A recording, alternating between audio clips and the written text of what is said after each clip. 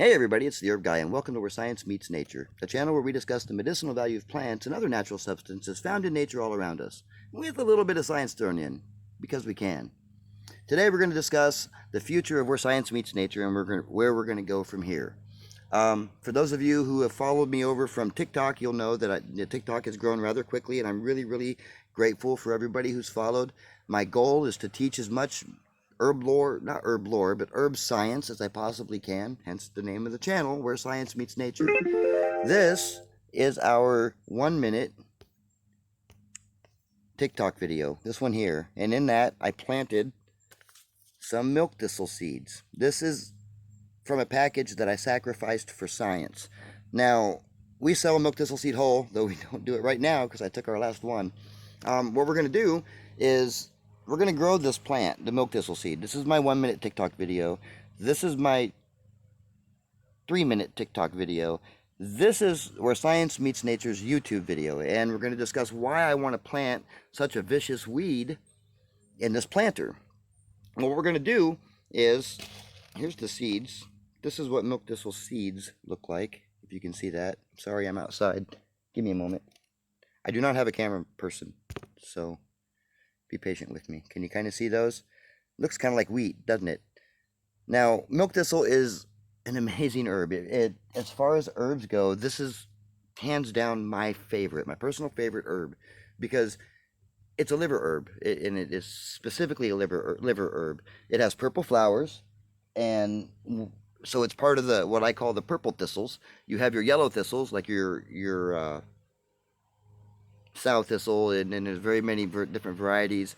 You got your false dandelion, your dandelion, all of those, prickly lettuce. They're all part of the dandelion pseudo-family, and those are really good for your kidneys. Switch it over, and you go to your purple thistles, which are what these ones are, and those are specifically for your liver and liver boosting, liver enhancing. In hospitals, it's used, even here in the United States, strangely enough, it's used for people who suffer from like mushroom poisoning and whatnot. So it's really good. So we're going to take a few of these seeds. Hold on. I'm not going to take that many. It's crazy. If you decide to follow along and do this too, be advised, this could be very interesting, because if these seeds get away, you're going to have a mess on your hands. Okay, so here I have 2 seeds. I'm going to plant them on this side.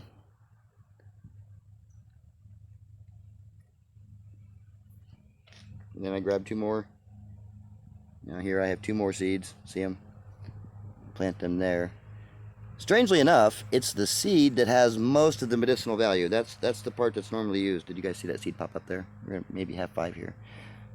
That's the part that's most commonly used. The downside to milk thistle seed, though, is people will sell it either whole or in powder form, or people will buy it in whole or powder form, and they expect to use it like a tea, and you can, and you get some of the properties, and it kind of does a little bit of what you need it to do in regards to boosting your liver. But the downside to it is it has like a shell, and I can't really think of it any other way. It's like a protective shell that stays around the compounds that are in the seeds, and it goes through your digestive system, and it comes out completely untouched. So you don't really get, if you take a capsule, you're only getting about 5%, maybe 10% of what the milk thistle is really good for. The same as if you make a milk thistle powder, or the same as if you use the seeds to make a tea out of. You're just not going to get it out. So here's what they've discovered with the science part of this. When it comes to the science, because of that shell, you need something to dissolve it. Now, you can't use isopropyl alcohol, because, that's not the kind of alcohol you use for tinctures. It's highly poisonous. It'll make you blind at the very least. It's awful. Don't use isopropyl alcohol. I typically use like a grain alcohol. Most people prefer to use Everclear, depending on where you're at. Some people can get Everclear 190. Other people, they get 151. Either one works fine. You can even use 100. The part of it is, it depends on how, and I'll get to how to make extracts and stuff later. I've seen a lot of videos on there. Everybody has their own take on it, and I'm certainly not going to say theirs is wrong or mine is right, but it's just another way. It'll be just another way for you to see how to process this stuff.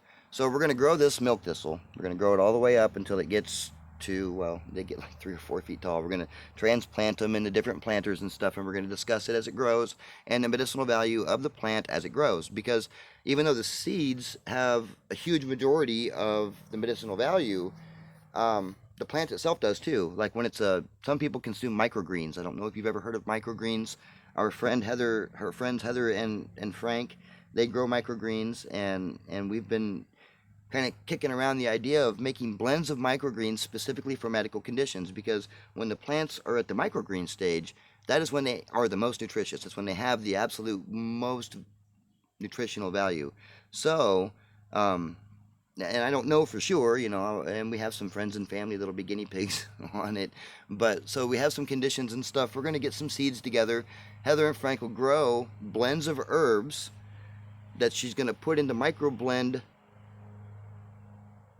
blends, and then we're going to try to do it that way.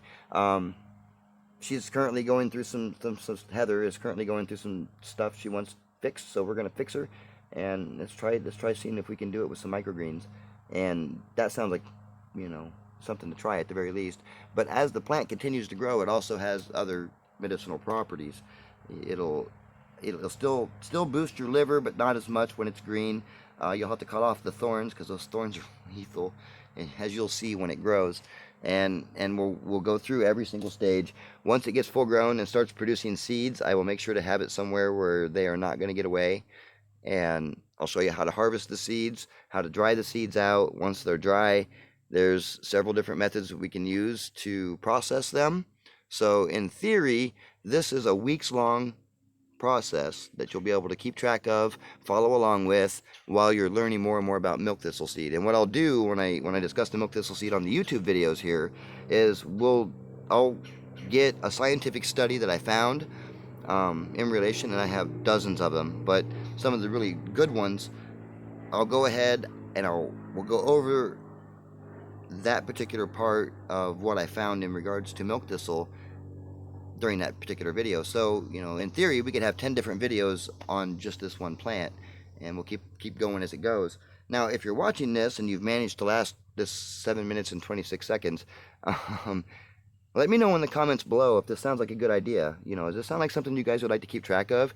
In over the course of several weeks, you're going to learn as much as I can possibly put into anywhere from 10 to 15-minute videos about milk thistle seed.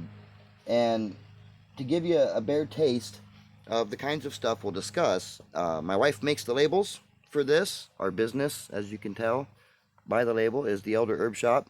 We don't have a website right yet. We're still working on that, but we do have a lot of products on Etsy and eBay at the Elder Herb Shop.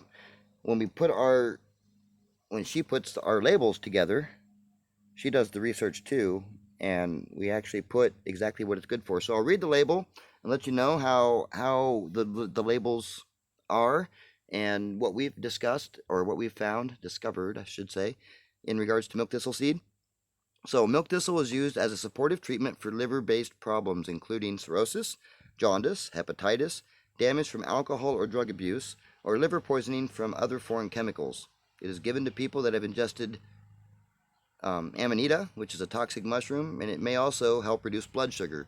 It's not just a liver tonic. It has a lot of other properties too, and that's part of what we're going to discuss when we go through and go over the plant as we go. So in theory, you could almost write a small book just on milk thistle seed, and you'll know what the whole plant is good for. You'll be able to identify it at every single stage, from when it's a tiny baby all the way up to where it's full grown, including the flowers and the seeds. And then after it's all done with all of that, then I'll show you how to process it and what we can do after it. And that'll go from anywhere from either making them into a tincture, or I'll show you how to make them into capsules. We can do any and all of that stuff, but what would be really helpful for those of you who still managed to last this long is in the comments below, let me know what else you would like to see. Now, the next series of videos I already have picked out was we're going to do beets, because we didn't plant any this year. I have some seeds, so that's going to be the very next video. And the reason why we're going to do beets is because I believe that is one of the most nutritious superfoods that you could possibly use. But that's not part of this particular video. So that's where I'm at. If you do want to follow us on TikTok, it's Science Meets Nature at TikTok, or 1 Minute Herbs. You can find us there at that one too. I post 1 minute and 3 minute videos, and you can follow along there if you haven't discovered me on TikTok yet. If you did follow me over from TikTok, thanks for coming along. Remember, leave comments down below so I know where we're gonna go from here. Now I gotta go get this thing in water and get it set up, and then I gotta go and we're gonna go start the beet videos after I get all of these uploaded.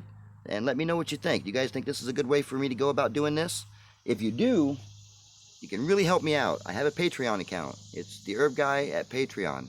Now, I'm trying really hard to get more content on there, and tomorrow I promise I'll be certain to get more content on there. I got to figure out how to get videos uploaded on there, and I'm going to be putting a whole bunch more written posts so you can have written information about herbs, and it's $3 a month. It's like a gallon of gas, and I would like to think that the information that I provide both here and at TikTok, because I don't make any money on either one of these, but let me know. All right, thanks for watching, everybody.